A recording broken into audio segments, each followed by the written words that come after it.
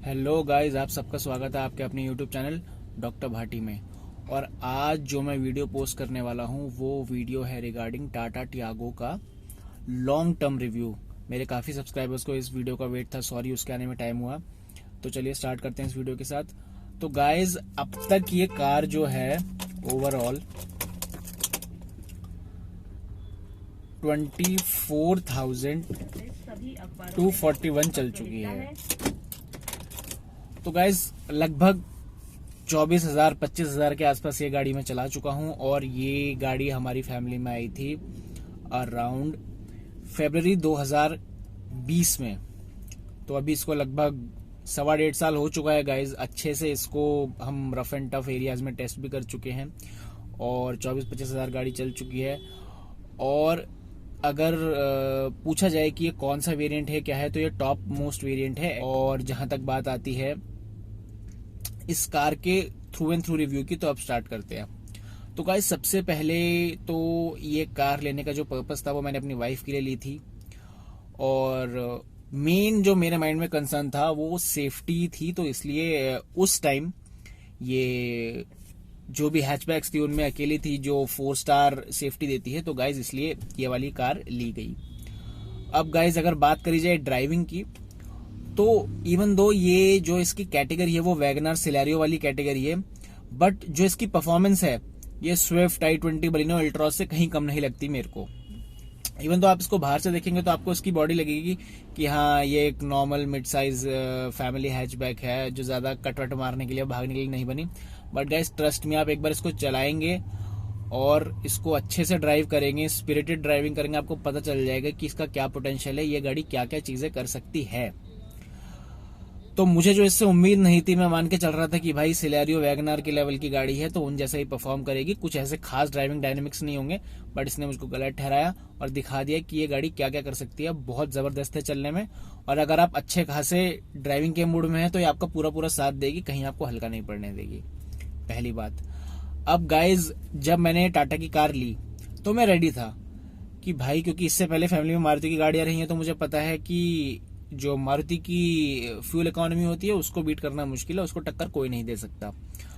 और गाइज काफी टाइम बाद हमारी फैमिली में ये पेट्रोल कार आई है। उससे पहले हम डीजल कार्स ही लेते थे। पोलो डीजल है, वर्ना डीजल थी, एस क्रॉस डीजल है। तो जब हमें वर्ना को 10 साल होने से पहले निकालना पड़ा तो मुझे बहुत दुख हुआ कि अच्छी खासी कार है, अच्छी खासी कंडीशन में थी, उसको बेचना पड़ रहा है जस्ट बिकॉज यहाँ दिल्ली एनसीआर में 10 साल वाला रूल है। तो इसलिए हमने पेट्रोल कार ली। तो मैं मान के चल रहा था कि माइलेज में ऐसा कुछ करिश्मा नहीं कर पाएगी, पर गाइस इसने मुझे वहां भी गलत प्रूव किया।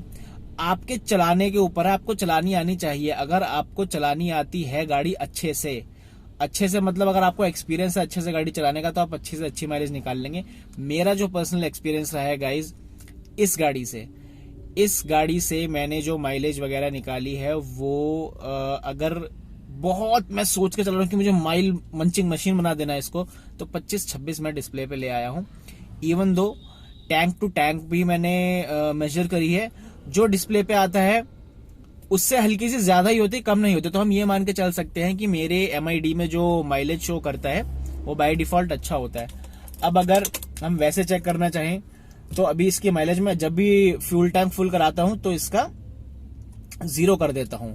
तो अभी गाइस जो माइलेज दे रही है इसकी माइलेज 434 किलोमीटर चली है और इसकी माइलेज है 24.2 की।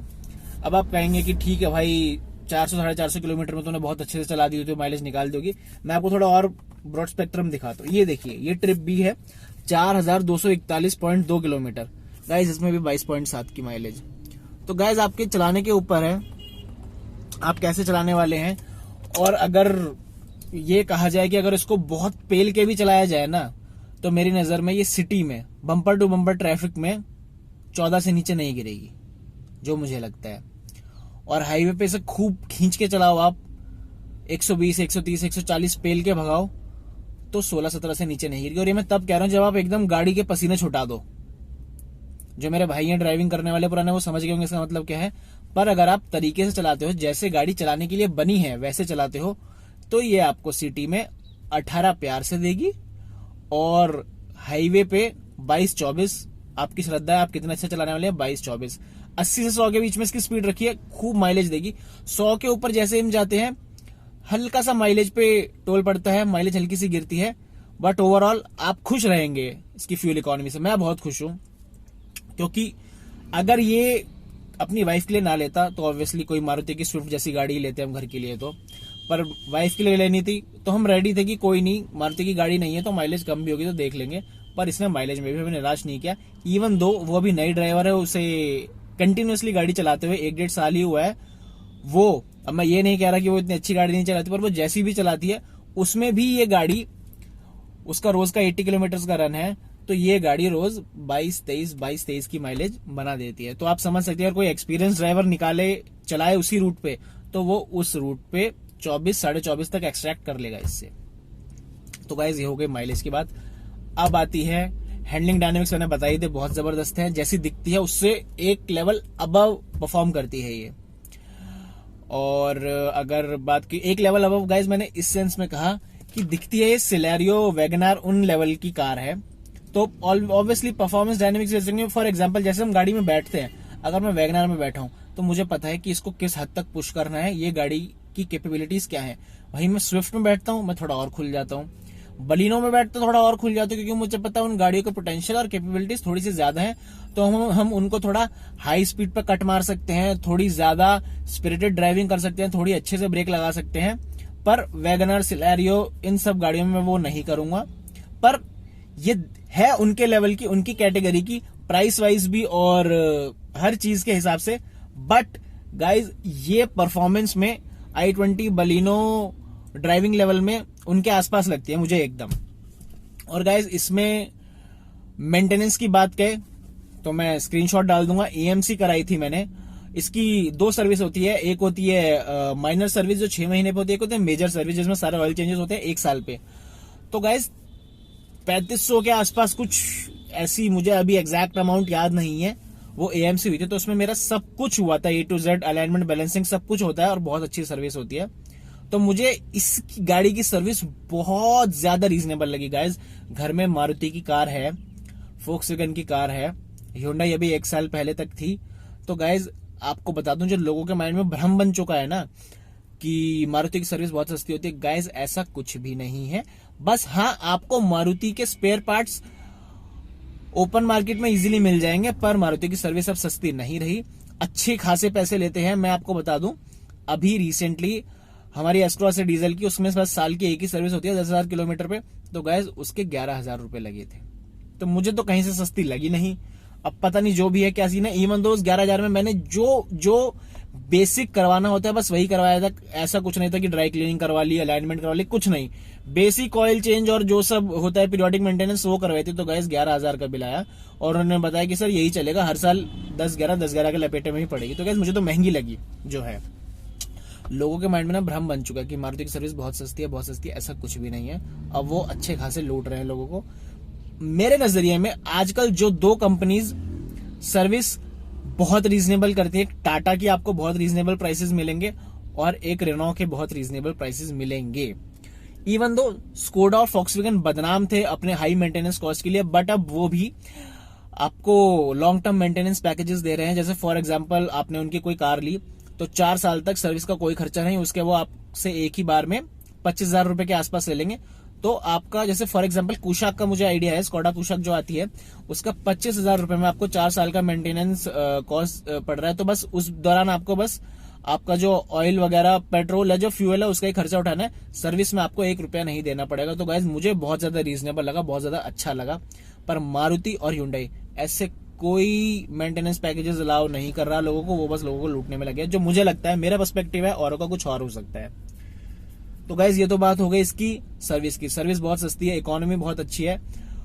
सस्पेंशन की बात करें गाइज, सस्पेंशन बहुत अच्छे से ट्यून्ड है, स्लो स्पीड्स पे आपके गड्ढे वड्ढे अच्छे से एब्जॉर्ब कर लेता है और हाई स्पीड पे नर्वसनेस ना हो, वो भी आपको गाड़ी पूरा कॉन्फिडेंस देती है।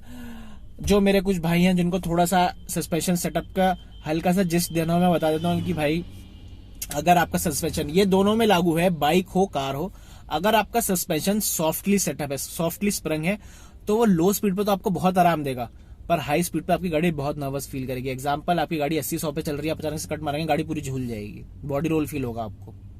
ये है तो लो आपका सस्पेंशन अगर सॉफ्ट है तो उसका ये फायदा है, लो स्पीड पे आपको बहुत आराम देगी, पर हाई स्पीड पे गाड़ी बहुत नर्वस फील होगी। स्टिफ सस्पेंशन का आपको एक नुकसान है कि स्लो स्पीड्स पे, सिटी स्पीड्स पे गाड़ी बहुत ज्यादा टाइट फील होगी, गड्ढे वड्डे अंदर तक फील होंगे, बिल्कुल भी आराम फील नहीं होगा।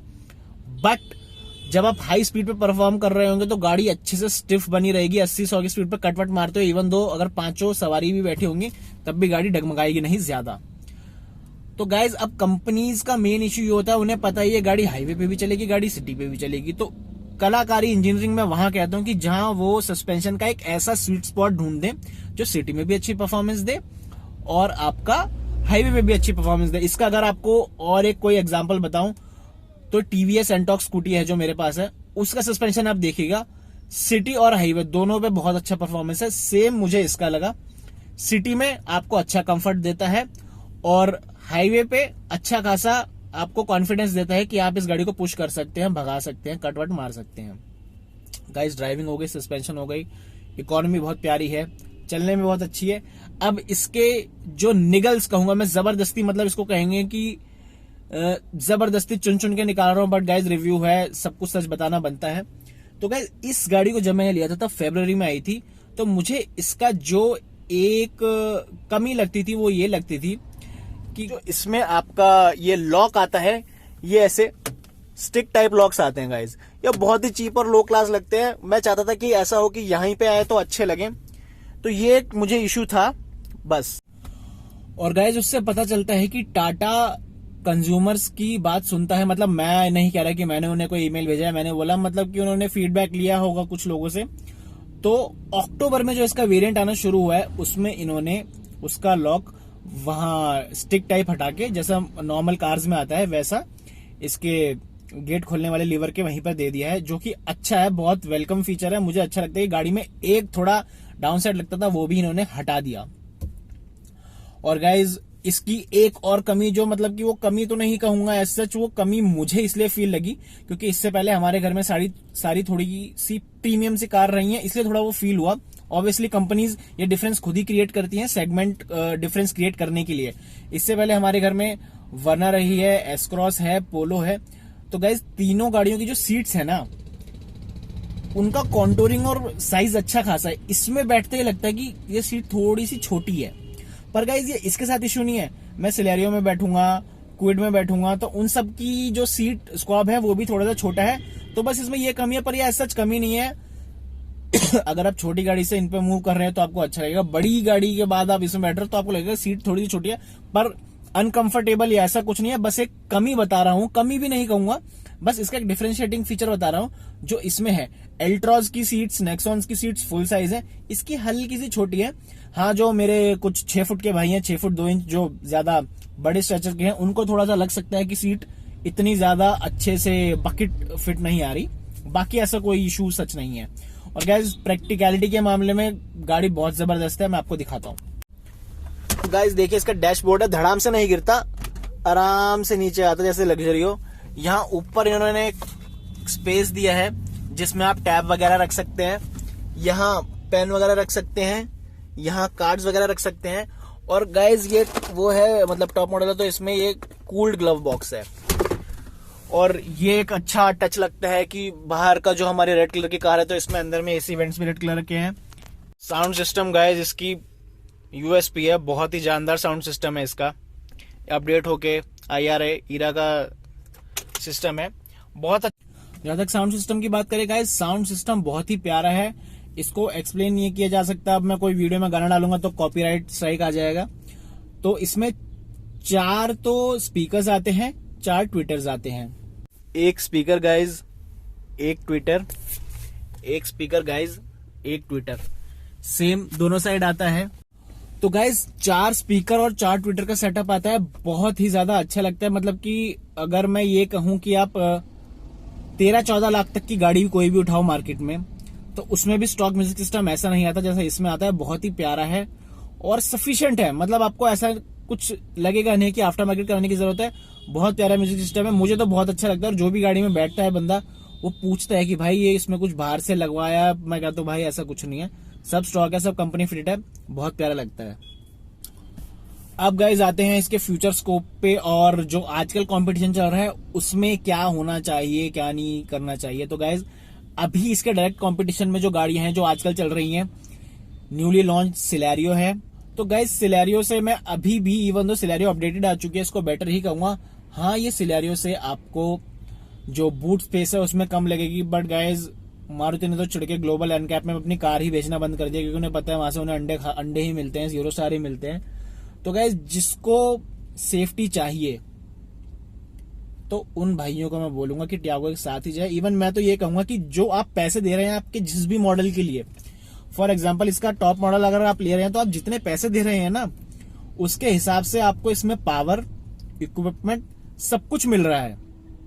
गाइज इसमें आपको 86 bhp मिलते हैं, और बाकी जो इस रेट में 1000 सीसी इंजन देते हैं वैगनार में, और आपका सिलेरियो में वो आपको 67-68 bhp देते हैं, 89-90 Nm का टॉर्क देते हैं। तो गाइज उससे तो ऑब्वियसली ये engine i20 petrol, Altroz petrol और स्विफ्ट बलिनो पेट्रोल, उनके लेवल का इंजन है ये। हाँ, आपको बलिनो स्विफ्ट ज्यादा जितना पेपी फील नहीं होगा, क्योंकि इसका बॉडी वेट है थोड़ा सा, पर वो पता ही है आपको, टीन के डिब्बे में बैठोगे तो पता नहीं घर वापस लौटोगे नहीं लौटोगे, इसमें बैठोगे घर वापस लौट जाओगे, चाहे हड्डियां थोड़ी टूटी फूटी हो, पर बचा लेगा। तो ये है गाइज, तो सेफ्टी का। और सबसे अच्छी बात है कि जो आपको प्राइस पे करना पड़ रहा है ना किसी भी मॉडल के लिए, ये चाहे बेस मॉडल लो, आपको उसके बदले में सामान मिल रहा है। और ये समझ लीजिए कि जो सेफ्टी मिल रही है ना उसका ये कुछ चार्ज नहीं कर रहे, सेफ्टी तो फ्री में दे रहे हैं। ये जो मेरा एनालिसिस है कि आप जो पैसे पे कर रहे हैं उसके बदले में आपको पूरा अच्छे से माल भर भर के दे रहे हैं, और सेफ्टी तो फ्री में दे रहे हैं। तो गाइज आपके ऊपर है कि आप 1 या 2 किलोमीटर पर लीटर की माइलेज चूज करना चाहोगे, या एक ऐसी गाड़ी चूज करना चाहोगे जिसमें आपकी फैमिली सेफ है, जिसको कल को अगर आपकी बेटी, आपकी छोटी बहन, आपकी वाइफ या आपका छोटा भाई भी जो आपकी गैर हाजिरी में थोड़ी गाड़ी तेज चलाता है या कैसे भी चलाता है, उसकी आपको तसल्ली है कि भाई उसको कोई हार्म नहीं पहुंचेगा, वो हर्ट नहीं होगा। तो गाइज सेफ्टी का मेरी नजर में तो कोई मोल नहीं है, और ये तो वैसे भी आपको फ्री में ही दे रहे हैं।